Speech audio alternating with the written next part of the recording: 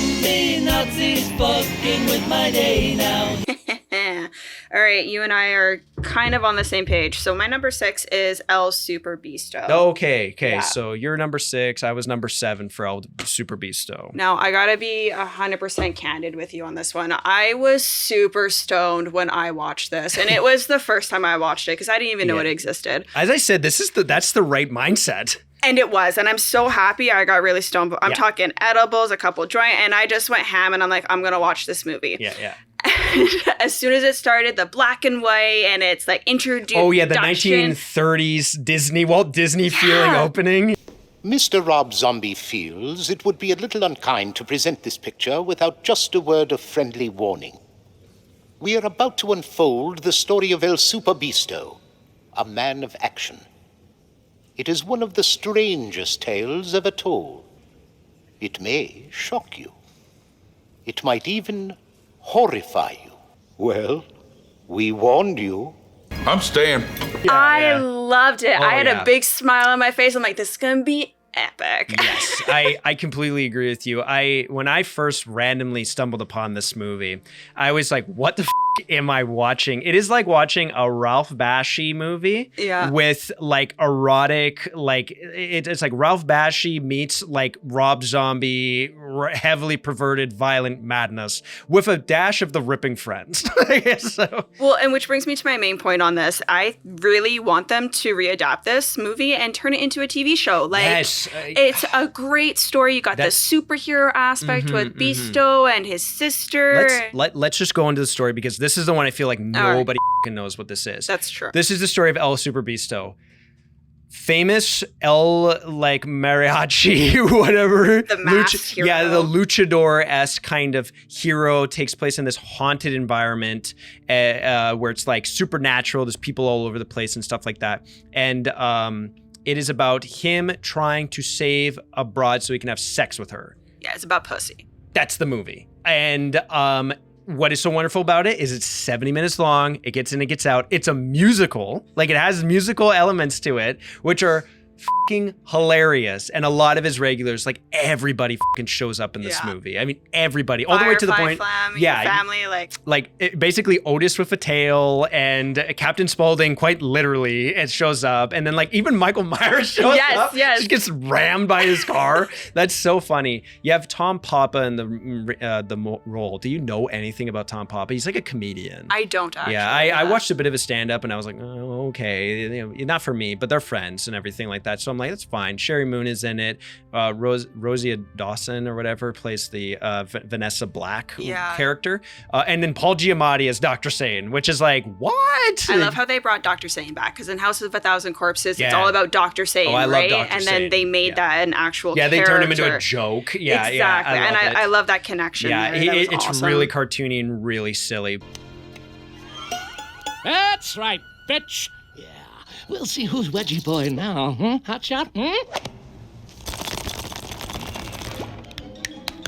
Ouch! But like, yeah, the plot is, I love this with Sherry Moon Zombie's character, with her fucking robot, her perverted ass robot.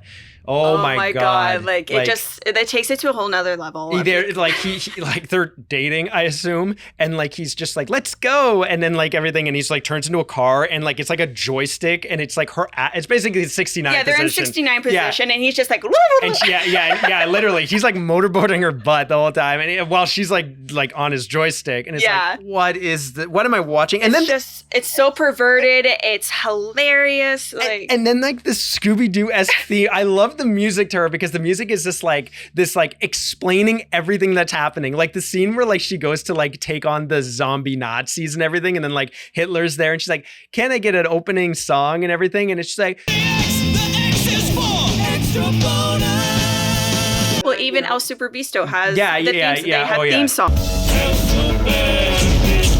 El Super Beasto. Yeah, that song is fucking kick-ass. Yeah, I just love Sherry Moon's music because that scene when she's like being chased by like 100 like zombie Nazis on motorbikes, and it's just like, and it's got like, it's like Scooby-Doo, like chase music to Scooby-Doo, and it's just like, Fucking jumps the train. Look at that asshole. What's he supposed to be? Oopsie, hundreds of people dead. And like that's what it's like, and it is so fucking funny. Even when the zombie Nazis show up at the end fight, it's like zombie Nazis by a fence. Like it's so fucking funny. Like it just breaks the fourth wall. It's so stupid. I enjoy the shit out of all that. Like it's that, like that's a movie that has like very little plot but has so much flavor, and that's why I agree with you when I say like it absolutely should have been a movie pilot for a TV show. Yeah. But this is a weird one. Like when I told you about the history of it, Yeah, like I'm still shocked it did not make it to theaters. It's a really bizarre thing because like how this movie happened, because this came out right after Halloween 2, and you'd think like, okay, so he did H2 and then he made an animated movie and then he went on to Lords of Salem. No, this was like after House of a Thousand Corpses, I believe. He was like making this, and he was making of this one company that then got acquired by Anchor Bay and Stars, I believe. And then it was like from like 2004, I think, or 5, all the way to like 2010, I think. This movie spent like 8 years in development. And the only reason they got away with this is because they were like just kind of in the back office. No one was paying attention to them until the studio was like, what the is this? Like, you need to release this now. And he's like, okay. Like, you know, that was like really weird how that went down. But I was just like, yeah, because it was always made to be a straight to video. And then I think it got changed a bit and it was going to be a theatrical. And I think it did go to theaters.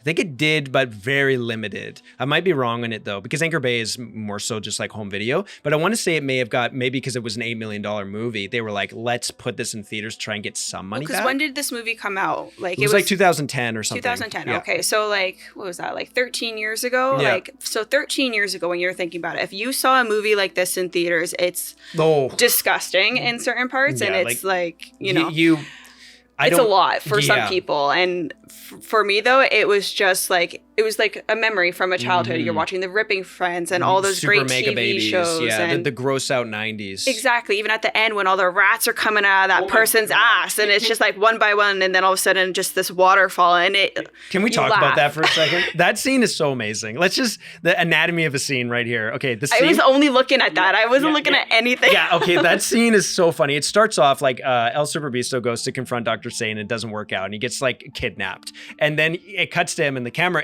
this feels like 1930s Disney. The camera's like swooning down and you hear him, he's like chained up in the middle. And he's like, why? Why? Why? I love how Tom Papa says it too.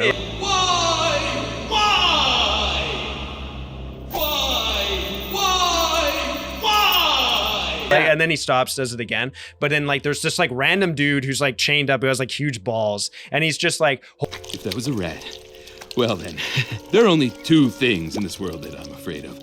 My Uncle Carl in a thong, and rats. Well, I got bad news for you, son. And worse news. What's the bad news? Hey, Beasto, you want to play my bad little pony? Whoa! Uncle Carl! The camera like pans over and you see his Uncle Richard just like on the walls chained in a Speedo. And he's like, oh my God. And then it's just like, wait, it gets worse. What's the worst news? Hey, check this out.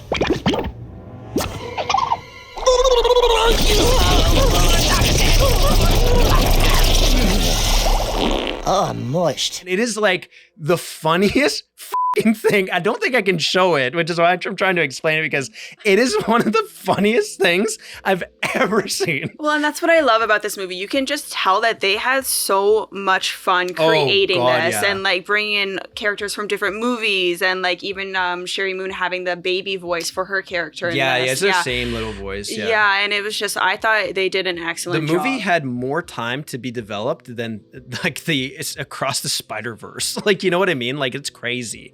So it's like they really had time to just play around with it and just throw things in there. And I wish it was a show. Like if Anchor Bay like took it and put it on like Comedy Central and then like had a big thing, it was going to be released on like maybe Halloween, and they're like, watch El Superbeasto this Halloween and everything like that. And then they look at the numbers and say, hey, that was a pretty good turnout. Let's approve season 1. And then maybe Rob doesn't have to direct every episode, but he comes in to supervise it. That would have been really fun. And I still think it's totally got a lot of potential for something like that. I agree. I think you could actually bring it back in modern day. Like Adult Swim could take it up, and I think they would do pretty well. I mean, I love adult cartoons, like, you know. Oh God, yeah. I love all that stuff. The animation feels just just like The Ripping Friends. It's so silly, it's disgusting, it's perverted, and it's just a wild blast. It's a great mind-numbing, I'm going to watch this and have a couple laughs kind of movie. Getting high and being on drugs and watching it is a wonderful, wonderful way to go, because like it is just so stupid. It was so appropriate. And it's so short. Like I said, it's like 72 minutes or something like that. In and out, you're done. And it's just enough, because if that movie was like 90 minutes, you'd get a headache, I think. You'd be like, whoo, like it's a bit much, but that's why I think 24-minute episodes would be perfect for it.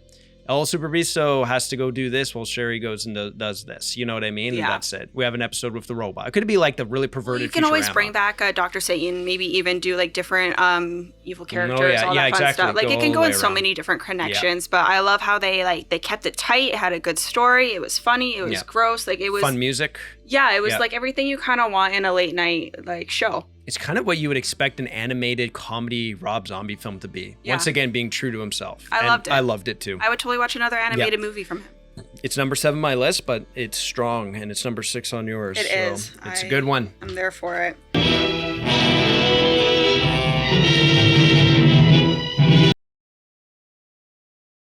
I wonder if we have the same number 5. Let's see. Number 5. I put 31. Okay. Number 5 for me is Halloween. So. Really? Yeah. I did number 5 for 31. I really enjoyed 31. Again, you start off the movie with the black and white with Doomhead. What's the actor's name? Oh, that's Richard Brake. Richard Brake. And he does an excellent monologue. You see the gross blood and everything on his teeth, and he's like, I ain't no f***ing clown. And he's like just telling them like, you're about to f***ing die pretty much. Yeah. I ain't no f***ing clown. I'm not here to make you happy. I'm not here to brighten your dismal day. And I am certainly not here to elicit an amused response. I am here to end your miserable life. First, I'm gonna bless you with a story.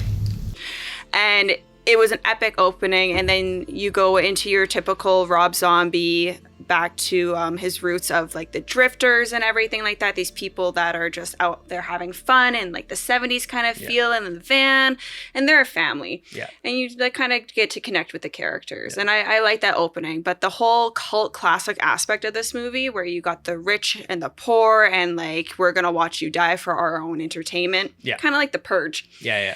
I love that kind of shit. Oh, yeah. I'm here for it. Yeah. I like, it really makes me kind of happy. It's like, because I fully believe, that like this could actually happen. Yeah, no, I agree. And also I f***ed up. Number 6 was Halloween. Number 5 is 31. It is. Yeah, so it is. we're on the so same we're on page the same with page. 31. Yeah, 31 is the same thing. I forgot. I didn't mention. I got so excited with El Supervisto, I completely forgot to mention what my number 6 was, which was Halloween. So yeah, number 5 is for sure my 31 for me, because I agree. It is like him making an action movie. It's really interesting. And I do love that opening. Like, that is a solidification that Richard Brake is now going to be in every Rob Zombie movie. Yeah. Because, I mean, in hell, everyone's eating popcorn and shit like that. Like, I love those lines. I also love the poster. Richard Brake's Doomhead is the show stealer of the whole movie. Yeah. And you know what's crazy? And this is why I love that opening so much, that monologue. He's barely in that movie. No, but he steals the show. But he steals the show. Yeah. It's the only thing you think of when you think of him. And it's really wonderful because, like, basically the plot of 31, it's so basic. It's like you have a bunch of, once again, drifters out on the road for a band, and then they get halted, like House of a Thousand Corpses style, basically taken, and then they're thrown into this weird, like, game of 31 with Michael McDowell there, and he's like, we are playing 31. We are going to play 31. And it's like, you're all going to be hunted by clowns. Let the show begin. Yeah, let the show begin. And I love it. It's great. And they're dressed up like a 17th century, like, I don't know. Royalty. Royalty. Rich aristocrats. And it's wonderful. With the accents and their own they got the accent and everything like that. And the naked servants. Yeah. You get the 2 naked servants. Yeah. And part of our little car of fun, we have Meg Foster coming back from Lords of Salem. Yeah. And then you got Sherry Moon in the main character. And then the driver, I was just like, that guy looked familiar. Where did I see him from? He was the the fat weirdo guy from Devil's Rejects who was like, y'all ain't gonna fuck these chickens now. Yeah, that's him. And I was like, okay. I was like, oh, that's him.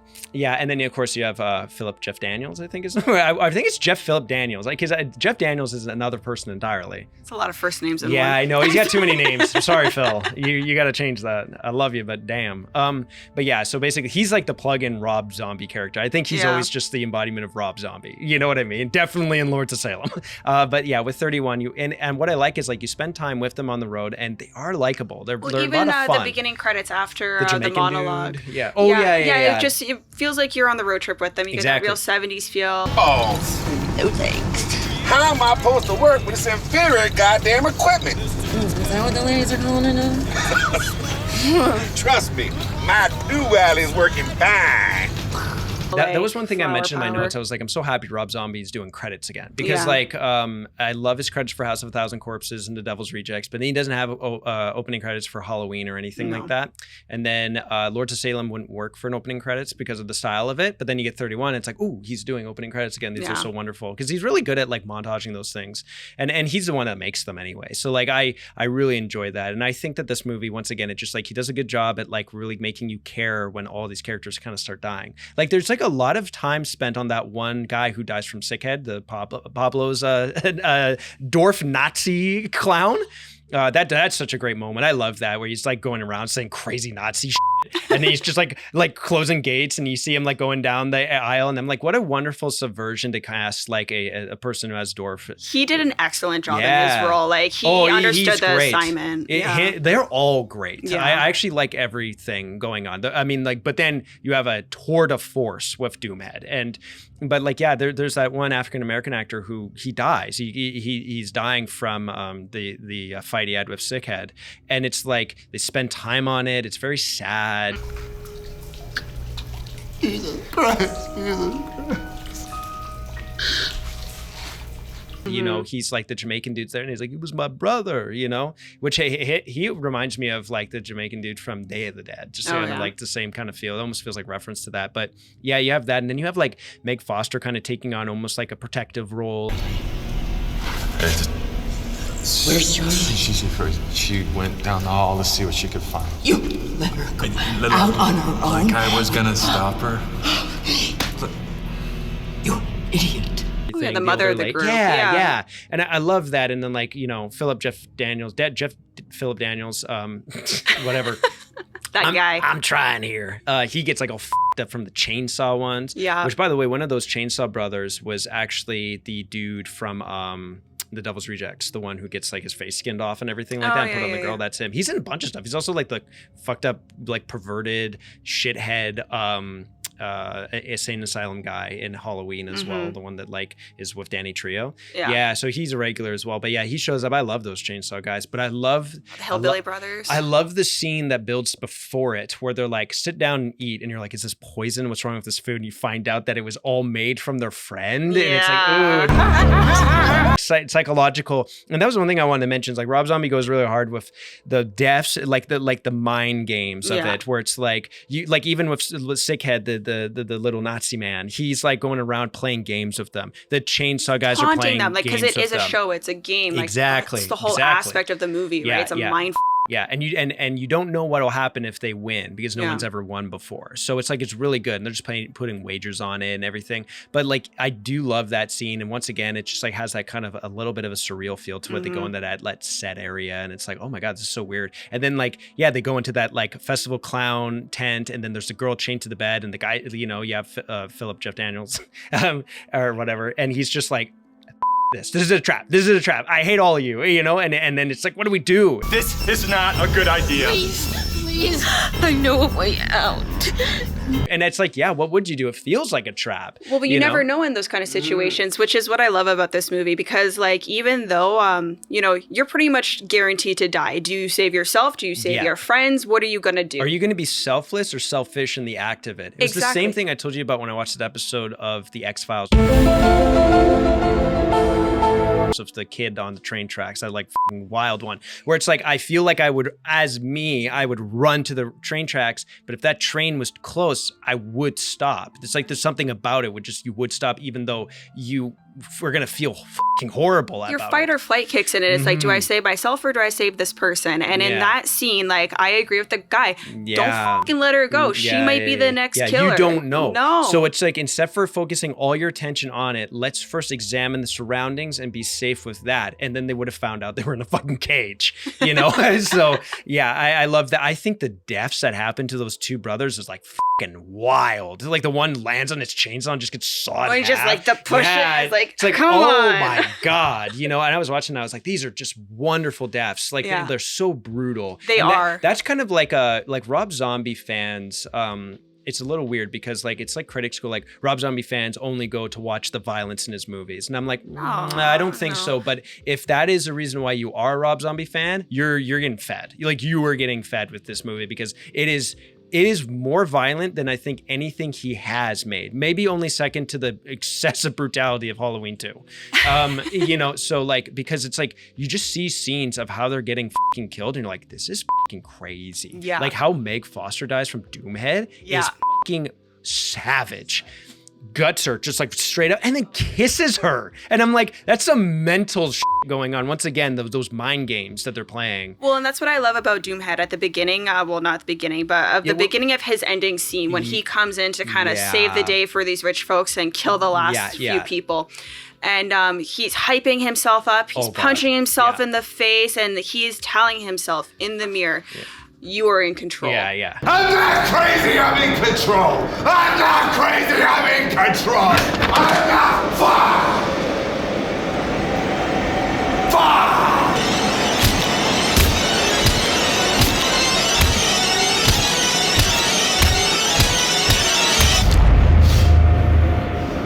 And his own blood. I have goosebumps right now because it's so just good. He's just like I said, good. tour de force performance by that fucking guy, by Richard Brake. And then like the blood is part of his costume. But I was watching, I was like, you better be careful though, Mr. Doomhead, because if you punch your nose uppercut hard enough, you're gonna lodge a bone into your brain and you're gonna kill yourself. That's probably why he's still doing it till this day. So I'm like, he's good, man. You're good. But yeah, he shows up. It's kind of crazy too because he doesn't do too much. Because even before he shows up, you have Death Head, the big guy, and then you have the girl. Sex or something? Yeah. Her name is something like Vanessa as well, and her name is Sex Head, and she's the voice of Buttercup from Power Rangers. Or no, sorry, not Power Ranger, Powerpuff Girls.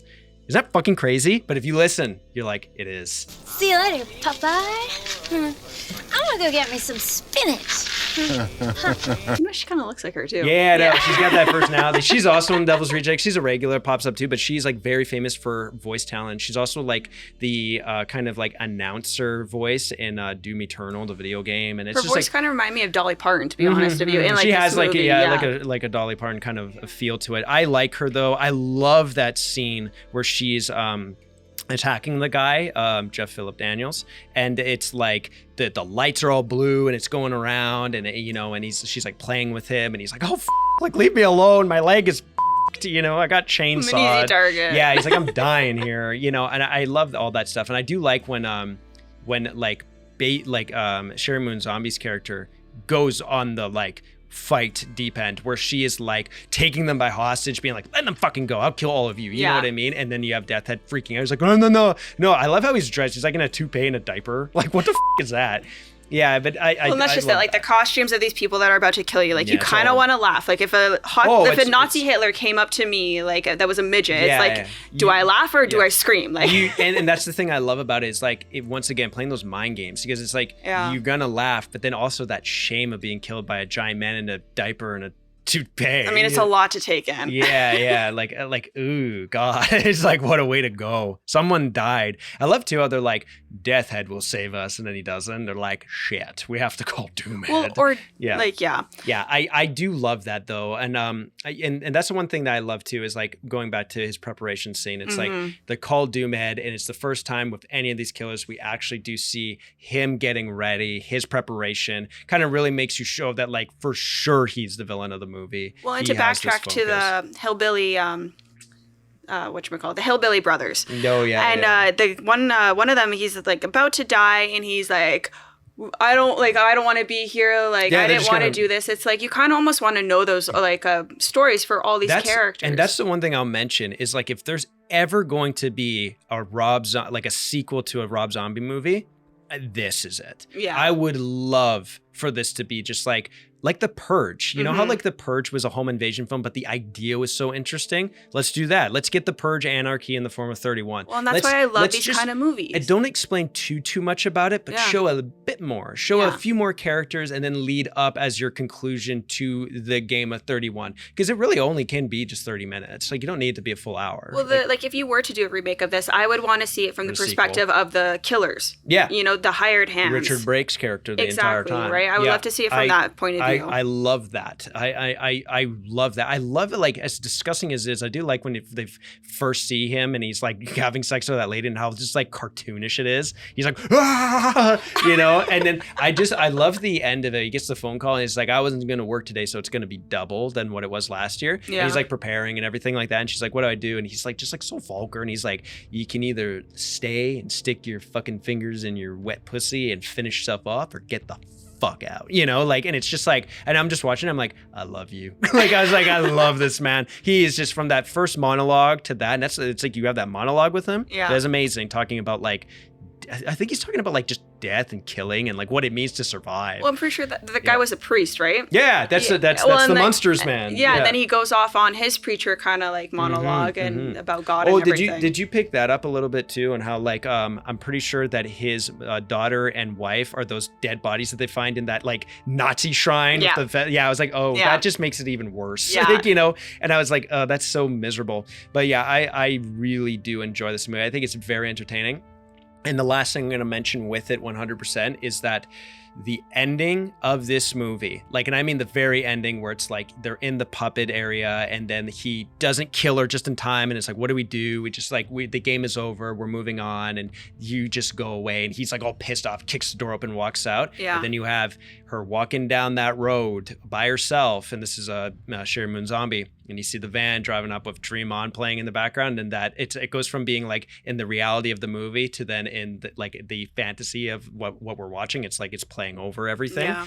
And those fucking shots the back of the editing back and forth going from like it is a Wild West showdown. It's like you got the two guys standing out with the guns. So she's clenching her fist, takes out his knife with that crazy smile on, and you have it go closer and closer and closer. This is Rob Zombie's close-up movie where he gets these close-up shots, and I really like it. They're really stylistic and fun, but they pay off for this final shot where it shows Sherry Moon Zombie's eyes in an extreme close-up, and then it shows this amazing close-up of Richard Brake's smile, and then it just kind of like jibs up to his eyes, and it's just like, dream on, and it's like, this is amazing. Like it's one of the only times, like, because I don't do this often when I watch movies, but I literally like it is happening and I paused it and rewound it and like went back to watch that whole that edit again because it was so fucking pump up, and you don't get a resolution of it. You know what I mean? You don't know how it ends. You don't need to. It's just brilliant. It cuts to the footage of them dancing and everything like that. And I was like, this is so great. Once again, him trying to humanize these characters. Yeah. And I was like really making you feel for them. And I was like, this is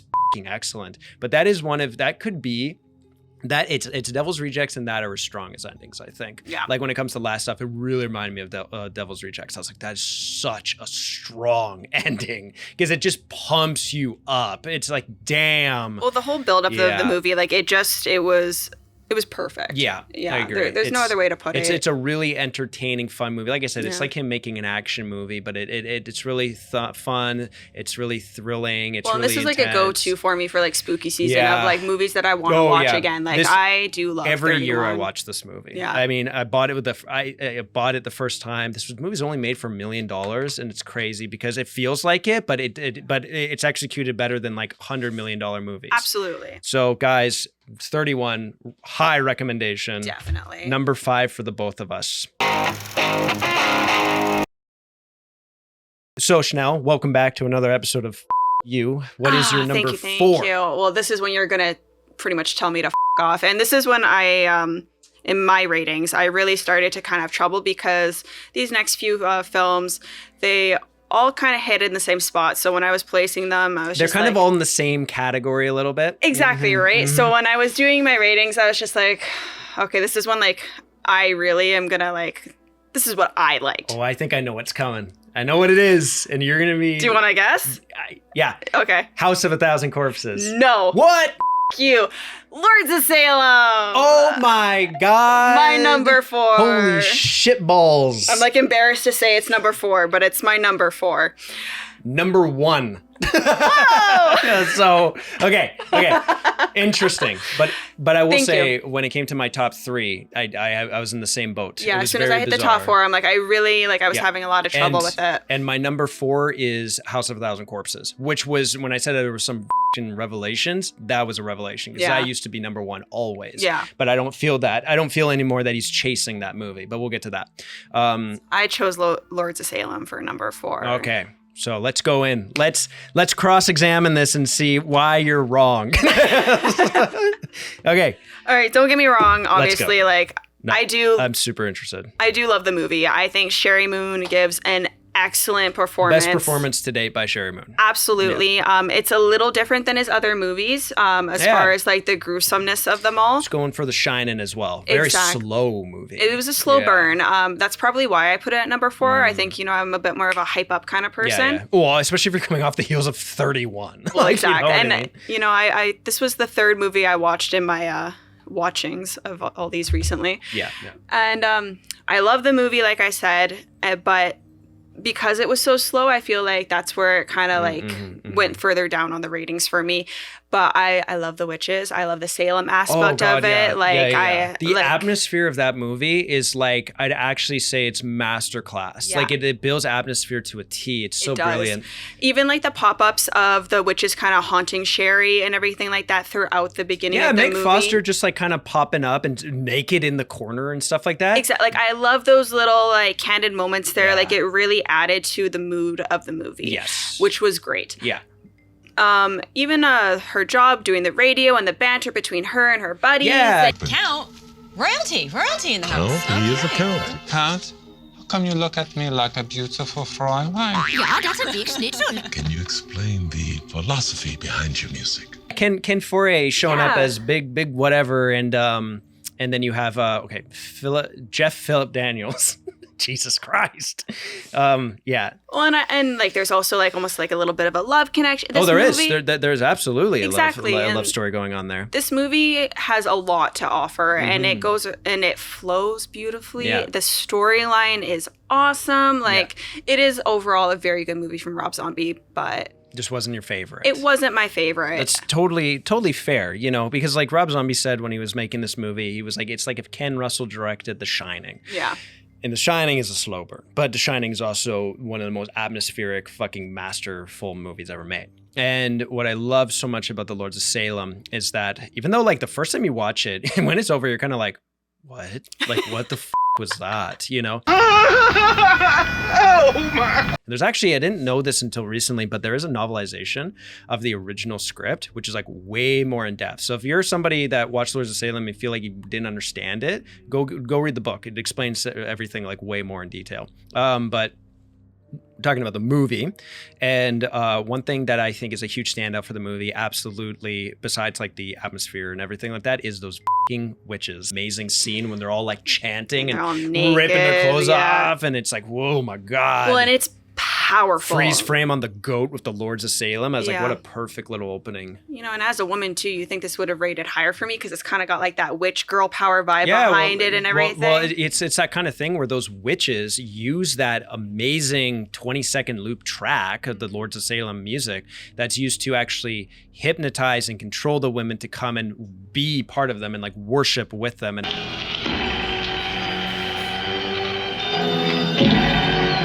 and I love how it was only targeting the actual women of Salem. Yeah, exactly. Yeah. And it's not just the women, it's the descendants of certain women. So that's why it's not all of them. Well, and that's what I love about it. It's so specific in the overall like goal of what they're trying to accomplish in this movie, and how Sherry Moon's character is the descendant of the priest and everything.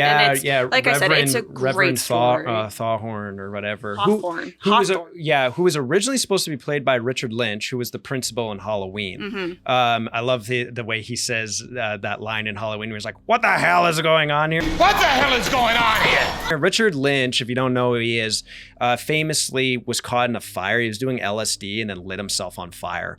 And then after that, he had like scars and his face looked weird. So he was like, I'm just going to be like villains in movies and just kind of like use that to my advantage. He truly found his vocation. Yeah, and he was going to play the Reverend, but it didn't work out because he was dying and he went like blind and couldn't memorize his lines. So they actually filmed stuff with him. There's a deleted scene with Sid Haig and the guy from, I think his name is like Berryman, who's like the also deformed dude from The Devil's Rejects. That's like Ken Foree's right-hand man. There's a deleted scene where they're filming, but it didn't work because Richard just didn't know his lines and everything like that, and they had to cut around him, which is such a shame because even though the guy that they get to be the visual representation of him and everything like that in The Lord Salem is good, Richard Lynch would have been perfect. And I was like, damn, that is such a shame. So applaud you, Rob Zombie, for giving good casting decisions there, but it is a shame that it didn't go so well. Going back to the witches for a second, I don't know what the one actress is that plays the one that like reads her palm and everything, but Dee Wallace is the short-haired one. Yeah. Who like I've never had too much of like a grandma complex of wanting to date like older women, but like damn would I date Dee Wallace in that movie, and she could stab me any day. Of the middle sibling, maybe because I am the middle sibling. She was such a like, well, yeah, exactly. Yeah. She's smoking all the time. Yeah. She's got a spicy personality. Yeah, she's good. She's hard. Like when she smashes Bruce Davison in the back of the head with the frying pan, and like, I love that scene when he goes and confronts them and everything like that. Not even confronts them. He just wants to educate Sherry Moon Zombie on her history. Yeah, it's just like, hey, I subscribe to Family Tree, and I found some wild. Fuck me.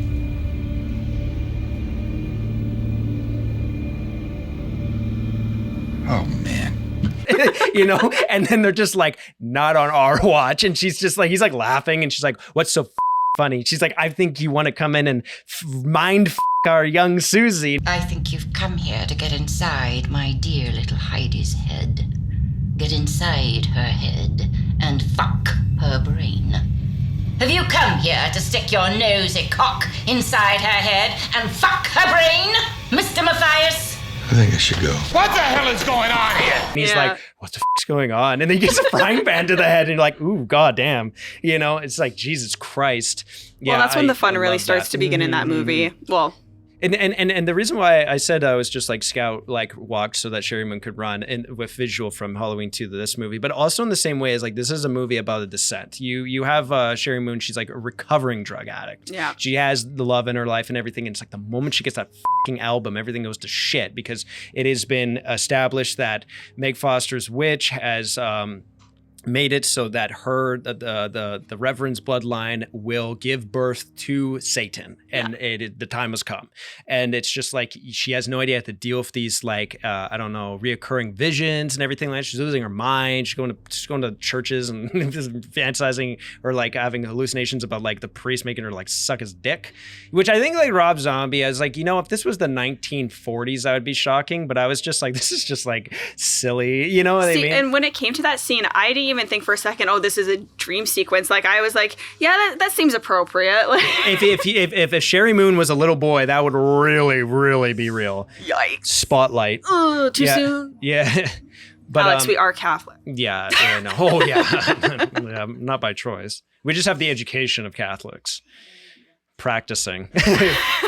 Yeah, no, but I do really enjoy all that stuff. I think that all the dream sequence stuff and when he starts to really like go wild, like I love that scene where they finally are like, it's time, let's grab her and everything, take her to room 5, and then she has sex with Satan essentially. Was that the tentacle baby? Yeah, you know, that was supposed to be way different. I'll mention this in the book of what it was supposed to be, because if you watch that for the first time, you're just like, all right, what? It's like jaw drop. It's like, what? You're like, what in the fuck just happened? She's holding like 2 penis tentacles, and you're just like, what? And that's when I realized, like, when I saw that part, I'm like, okay, like, you know, she's getting knocked up right now, right? You get it. But at the beginning, it's just like, apparently what it was supposed to be is like, it was the same thing. So he was supposed to be sitting like around a throne of like naked whores, essentially. Yeah. And then they were like, I'm assuming they were like getting him off, and they were using like this black goo in this jar, and then they were gonna like impregnate her that way, and that's how it was supposed to be. But how the fuck do you film that? Well, they kind of did incorporate that in later on in the movie, because like you have all those like naked women walking down the hallway, and then the people actually like jerking off like dildos. Yeah, you got the three bishops like masturbating. Yeah, which look like if you went into a carnival and then you just like you're on the little trolley and everything like that in the haunted house, and you're just like going by and it's like, oh, there's a spooky cemetery, and like there's 3 bishops masturbating. That was the weirdest orgy I've ever seen in my life. Universal got a little too carried away this time. Well, and that scene probably would have been way more appropriate during when she enters like, room 5 or whatever. The only thing out of the dream sequences that I think is like goofy is when she's like riding the goat. That feels like it's right out of a like a music video. You know what I mean? It's just like, because you're like, wow, this is fucking weird, and it's like, oh, she's riding a goat, like, and then it's weird because then it cuts to like, I don't know, Bagul behind her, like licking her, and she's like screaming, and then it's like back on the goat, back to Bagul, back to the goat. Well, it brings back that trippy aspect that he brings to his movies. Yeah. And I do love all that stuff. I love all that stuff. I love all of the set stuff with them back in like 17th century Salem or whatever, and it's like they're playing the music and they're all gross and dirty. I was like, I could watch a whole movie on this. So interesting. Absolutely. But that's again why this movie kind of fell in 4th place for me, because of the slow burn aspect for it, because most of his movies, you don't have that. It's all just wham, bam, thank you, ma'am, right? Yeah. So this one was different. You think it'd rate higher because of that difference, but for me, and I love slow burns. I love these like super atmospheric movies and everything like that. So to me, it just is the reason why Halloween 2 is so high. I do love that, and once again, I like those psychological stories of like descending into madness, and it is just very tragic. I love the ending of this movie where it's like showing the credits, and then you have like the news reporter, and it's just like, okay, there was like a mass suicide, and it was crazy, and then like Sherry Moon's just missing. Like, well, no, Sherry Moon, like at the end, like she's pretty much Mother Mary, right? But for like the devil. And it was beautiful, like how it's just kind of slowly panning up, and she just looks like so majestic. I love the fetus. And then it comes out and it's shot like in slow motion, and it's just like flipping around, and you're like, oh my God. That's actually what childbirth is like. They just come out looking like aliens. I love that it does not look human. I love that it's like, and I love that it's more like an H.P. Lovecraft kind of design with the tentacle, like almost unexplainable. You're like, what the is that? It looks like a potato with roots in it, and other than just being like a baby with like Darth Sidious eyes or like tiger eyes or something like that. So I do love that it does have that kind of like, once again, his style of like, I want to be different in some ways. Another thing that's weird about this movie is it was directed by it's directed by Rob Zombie, but produced by Jason Blum. And the only reason why Rob even like really like agreed to do this movie after him being so annoyed with the Weinsteins on Halloween, because he was like, I don't want to make a movie anymore. Like that was the most miserable experience, is because Jason Blum essentially said, you can do whatever you want. You get $1 million, do whatever you want. You know what I mean? So, I mean, a huge step down from having like 15 million for Halloween, but the fact that this movie even got made is like crazy awesome. Like, and I do love that. And I don't think it needed, I always love when like really clever directors get like a small budget, because it means they have to be very, very careful, and they have to be very creative in how they do things. And I think it really benefited the movie. I think like what he was able to do was very interesting. I think he mastered like crafting a tone, and which is like one of the hardest things to do when you're making a movie, is to keep tone consistent. And besides her riding the billy goat, it was like all the way through felt very like attached to me, and I love the atmosphere of it. And like, even like I said, right now it's like all cloudy outside, and I was like, I love to just live in a place that is like looks like the Lords of Salem 24/7, and I love that feeling. It's a Halloween. It's not even a Halloween movie that I put on every Halloween. It's just a movie I put on all the time. It's a good movie, yeah. I love it. I think it is his best movie. But at the same time, if you are somebody that is not so keen to slow burns, and also if you're somebody that really wants a structured narrative, it doesn't really have that. This is like a character study. You're just kind of watching this woman collapse, and it's really tragic, like when she like relapses on the drugs. And I love that scene when with Jeff Phillip Daniels, when he goes to that, like he's riding his bike and he goes to the shore, like the docks, and he's like calling her, and he's like, I'm here for you, and she just like she can't even like explain to her like what's happening, because the witches are just like watching her 24/7, and it's like really sad. You love him, don't you?